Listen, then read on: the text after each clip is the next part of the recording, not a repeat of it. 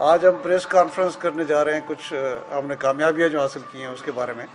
और सबसे इम्पोर्टेंट जो ये है कि आपको पता है कि 24 मार्च को बिलाल कॉलोनी में डकैती के दौरान एक मर्डर हुआ था। अब्दुर्रहमान वलद मुजफ्फर जो मज़ामत के दौरान डाकुओं ने उसको बेचारे को शहीद कर दिया था। उसमें हमने टीमें बनाई एसएसपी सेंट्रल की सरबराही में,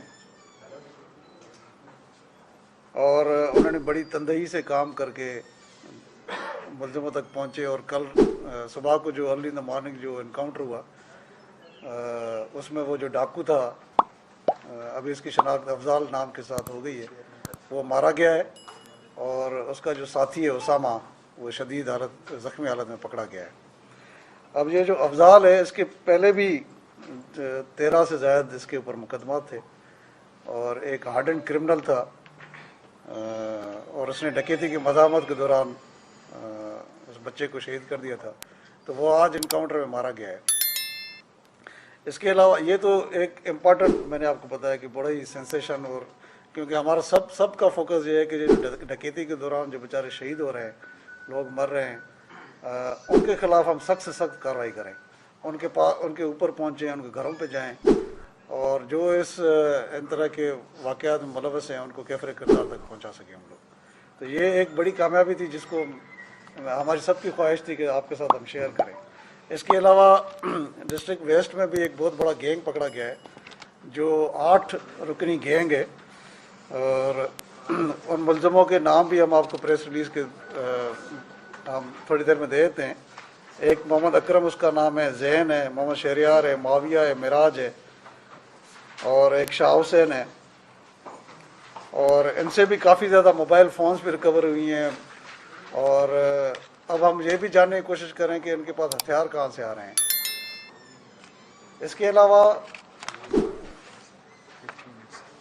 15 वारदातें सारी 8 रुकनी गैंग ने की हैं जो वेस्ट डिस्ट्रिक्ट ने पकड़ा है। तो ये भी एक बहुत बड़ी कामयाबी है, क्योंकि गैंग्स जो जितने ऑपरेट कर रहे हैं कराची में, हम चाहते हैं कि उन गैंग्स के ख़िलाफ़ कार्रवाई करें, गैंग मेंबर्स के ख़िलाफ़ कार्रवाई करें, जो हथियार लेके आते हैं उनके खिलाफ़ कार्रवाई करें। तो ये जो कॉम वेब बना हुआ है कराची में, एक बहुत बड़ा नेटवर्क बना हुआ है कि जो मोबाइल छीनते हैं, मोबाइल छीनने के दौरान ज़ख्मी करते हैं, हलाक करते हैं, उनको हम किसी तरीके से कानून के नेट में लेके आएँ। मैं इसके अलावा ये बताना चाहूँगा कि गुज़श्ता जो 8-10 दिन हुए हैं, उसमें पुलिस ने कोई 32 मुकाबले किए, 32 लोग उसमें ज़ख्मी हुए हैं और 2 इसमें मारे गए हैं। बल्कि आज सुबह को जो हुआ उसके साथ तीन हार्डन डाकू मारे गए हैं और 31 लोग इसमें ज़ख्मी हुए। जी, इसमें जो गुलशन मेमार वाला जो इंसिडेंट है, इसमें असल में पुलिस इसलिए कंफ्यूज थी कि उसमें कोई भी स्नैचिंग नहीं हुई थी। बैंक से पैसे उन्होंने ज़रूर निकाले थे और रास्ते में किसी और के उन्होंने हवाले किए, और जब ये रास्ते में जा रहे थे तो उसके पीछे पर 2 लोग आए और बड़ी स्पीड से अगर उन्होंने उनके ऊपर फायर किया है।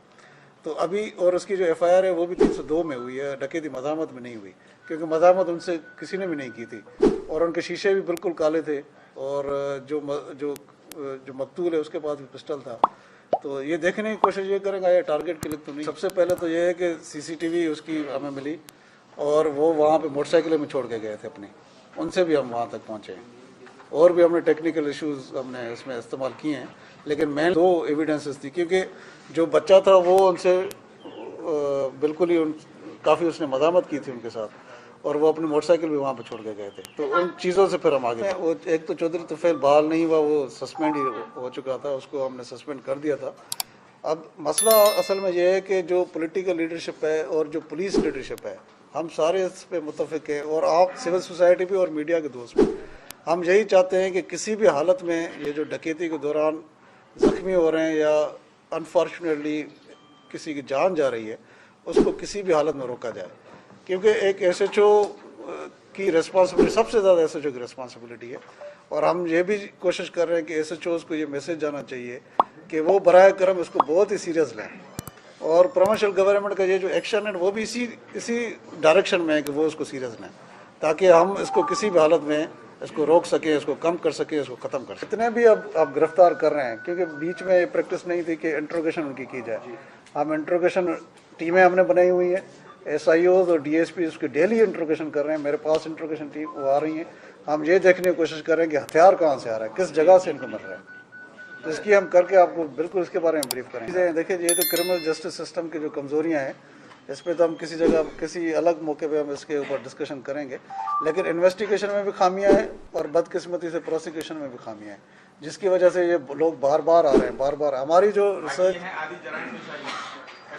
100% एक्चुअल है, हमारे पास उसका रिकॉर्ड है और सारे उनके पास पहले भी केसेस उनके ऊपर दर्ज। मैं बिल्कुल, हमें बहुत ज़्यादा खामियाँ हैं यार, इसमें तो कोई शक नहीं है, और बहुत ज़्यादा हमें कमज़ोरियाँ भी हैं, लेकिन अब मैं आपको यकीन दिलाऊँ, बहुत ज़्यादा एफर्ट भी कर रहे हैं। सीनियर अफसरान, हम लोग बहुत ही ज़्यादा एफर्ट कर रहे हैं और दिन रात मेहनत करने की कोशिश कर रहे हैं ताकि इस लहर को हम नीचे लेके आएँ।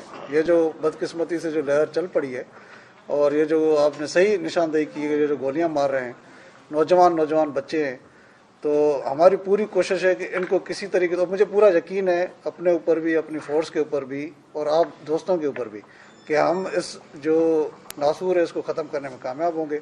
बाकी रही आपकी एक्सेस, ये आपकी बात बिल्कुल ठीक है कि कभी कभी हमसे भी कोताही होती है, हम आपसे एक्सेस नहीं कर पाते।